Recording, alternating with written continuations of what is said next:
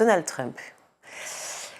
Je cite, « Il faut stopper le délire transgenre », a-t-il déclaré. Le 45e président des États-Unis, qui sera investi d'ici quelques jours, là c'est vraiment imminent, n'a jamais cessé ses frappes contre cette minorité, déclarant, et je cite à nouveau, « Je signerai des décrets pour mettre fin aux mutilations sexuelles des enfants, exclure les transgenres de l'armée et les exclure des écoles primaires, des collèges et des lycées ». Est-ce que c'est possible, Jean-Luc Romero-Michel, d'en arriver là aux États-Unis, dont on dit que c'est la plus grande démocratie du monde, dont on dit que les droits ont été libérés. Enfin, je veux dire, est-ce qu'on assiste à un délire de Donald Trump, énième délire, ou est-ce un délire qui est malheureusement soutenu par des gens. Il a été élu, et bien élu cette fois-ci, contrairement à la dernière fois. Et puis, vous savez, il a mis beaucoup d'argent dans cette campagne. On l'oublie, il a fait à peu près 75 millions de dollars de publicité consacrée à la question trans.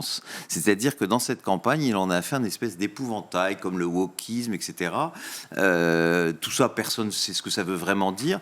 Et avec cette idée de dire que dans les écoles, on allait presque dire à vos enfants qu'ils allaient pouvoir choisir leur sexe, etc. Enfin, avec des fake news à longueur de temps, comme il sait les faire, puis maintenant, en plus, avec l'appui de réseaux sociaux puissants, puisqu'il a quand même Elon Musk à ses côtés qui l'aide dans ce domaine. Et ils ont fait ça d'un épouvantail, et ça a malheureusement en partie marché. Mais ce qui est quand même terrible, c'est qu'il faut penser que derrière, il y a des femmes et des hommes qui sont dans ces situations-là, et qui aujourd'hui sont des vraies cibles qui vont perdre plein de droits. D'ailleurs, globalement, tout le monde, je ne sais pas si vous avez vu, il y a, je crois que c'était ce matin, une dépêche qui nous disait qu'actuellement aux États-Unis, il y avait un nombre considérable de mariages de personnes de même sexe, parce qu'ils ont peur qu'on revienne aussi sur leurs droits.